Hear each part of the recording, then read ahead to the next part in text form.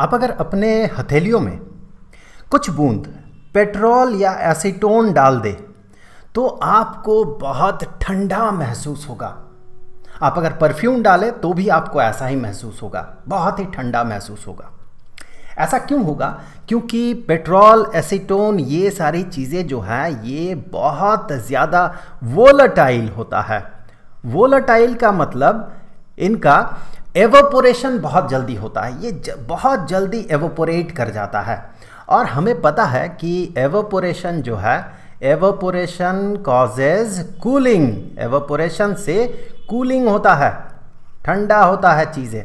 सो evaporation के कारण cooling होता है। और ये सब्सटेंसेस जो है, एसीटोन हो गया, पेट्रोल हो गया, परफ्यूम हो गया, इस तरह के जो सब्सटेंसेस है ये बहुत ही वोलेटाइल होता है। दैट मीन इनका एवोपोरेशन बहुत तेज़ी से होता है, जिसके कारण इसका कूलिंग भी बहुत तेज़ी से होता है। देखिए, इससे पहले बहुत सारे वीडियोज़ में हमने ये बात कर लिया कि एवोपोरेशन के कारण कूलिंग क्यों होता है। तो आज के इस वीडियो में मैं इस टॉपिक पे फिर से बात नहीं करूँगा कि एवोपोरेशन से कूलिंग क्यों होता है। तो आपको डिस्क्रिप्शन में बहुत सारे वीडियोज़ का लिंक मिल जाएगा, पिछले बहुत सारे वीडियोस में हमने इस पे बात किया है। चलिए आज कुछ और देखते हैं कि ये जो वोलेटाइल है, जिसके कारण कि एवोपोरेशन फास्ट हो रहा है, फास्ट एवोपोरेशन हो रहा है, जिसके कारण कूलिंग भी फास्ट हो रहा है, ये वोलेटाइल क्यों है? एसीटोन, पेट्रोल और परफ्यूम ये वोलेटाइल क्यों है? देखिए, इस तरह के क्वेश्चन का जवाब आप ऐसे ही देंगे। अगर आपको इसे एक्सप्लेन करना है तो आप सिंपली ये कहेंगे एसीटोन, पेट्रोल या परफ्यूम ये बहुत ज़्यादा वोलेटाइल होता है, मतलब इसका रेट ऑफ एवोपोरेशन ज़्यादा है। और हमें पता है कि एवोपोरेशन से कूलिंग होता है। दैट्स वाई ऐसे सब्सटेंसेस जो अगर पाम में रखा जाए, अपने हथेलियों में रखते हैं, तो जिसके कारण कि तेज़ी से एवोपोरेशन के कारण ये तेज़ी से कूलिंग करता है, हाथ बहुत जल्दी ठंडा हो जाता है। लेकिन ये वोलेटाइल क्यों है, इसके लिए एक कंपैरिजन करते हैं। चलिए, अगर हम अपने हथेलियों में पानी के कुछ बूंदे डालते हैं, हमें पता है कि पानी, इसका भी एवोपोरेशन होता है, ये भी एवोपोरेटेड होता है, ये भी कूलिंग करता है। लेकिन एक हथेली पे आप पेट्रोल के 2-3 बूंद डाल दें और दूसरे में पानी के 2-3 बूंद डाल दें तो आपको पेट्रोल वाला जो हथेली है वो ज़्यादा ठंडा महसूस होगा। क्यों? क्योंकि ये वोलेटाइल है, इसका रेट ऑफ एवोपोरेशन ज़्यादा है। क्यों है? चलिए, एसीटोन या पेट्रोल का एग्जाम्पल ले लेते हैं। ये लिक्विड स्टेट में है, तो इसके जो पार्टिकल्स हैं, इन पार्टिकल्स के बीच जो मॉलिक्यूल्स हैं, इनके मॉलिक्यूल्स के बीच एक इंटरमॉलिक्यूलर अट्रैक्शन काम करता है। थोड़ा ही सही, कम ही सही, एक अट्रैक्टिव फोर्स इनके बीच काम करता है। पानी के केस में भी ये है, एक अट्रैक्टिव फोर्स एक दूसरे को खींचता है। ठीक है, पानी में भी ये होता है, ये जो अट्रैक्टिव फोर्स है पार्टिकल्स के बीच ये एग्जिस्ट करता है। यहाँ भी फोर्स ऑफ अट्रैक्शन एग्जिस्ट करता है, सॉलिड जैसा इतना ज़्यादा तो नहीं, लेकिन हाँ करता है, एग्जिस्ट करता है।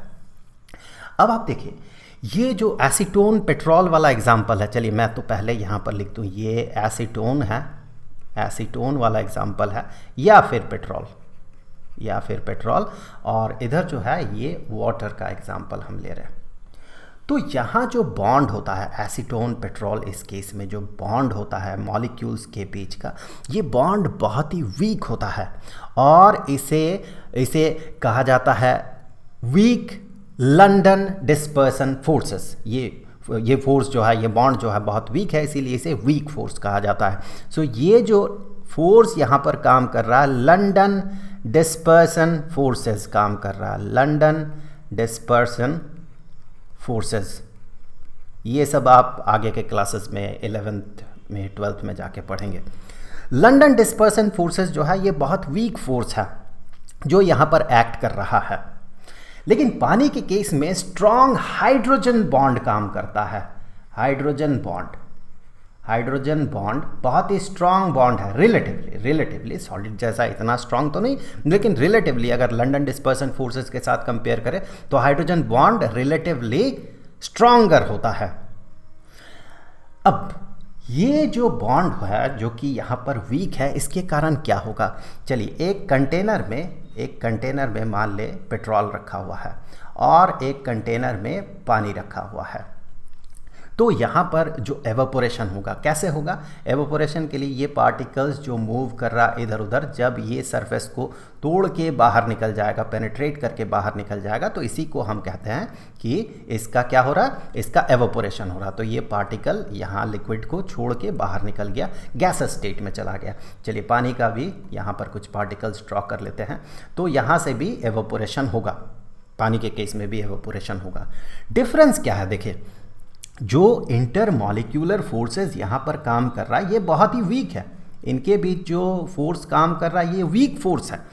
इसका मतलब है एक पार्टिकल बड़े आसानी से इस लिक्विड को छोड़ के बाहर निकल सकता है।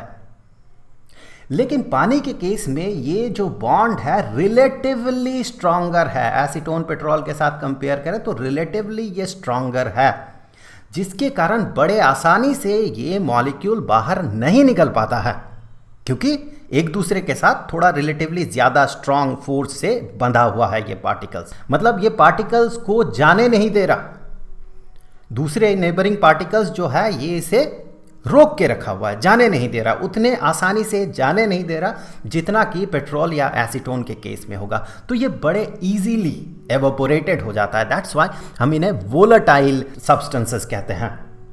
और चूंकि ये वोलेटाइल है, जैसे कि हमने बात किया, वोलेटाइल है, फास्ट एवापोरेशन होता है तो फास्ट कूलिंग भी होता है। दैट्स वाई कि हम अपने पाम में अगर एसीटोन पेट्रोल या परफ्यूम रख दें तो फिर ये बहुत ही ठंडा महसूस होता है। हमारा पाम जो है, हथेली जो है, ठंडा महसूस होता है।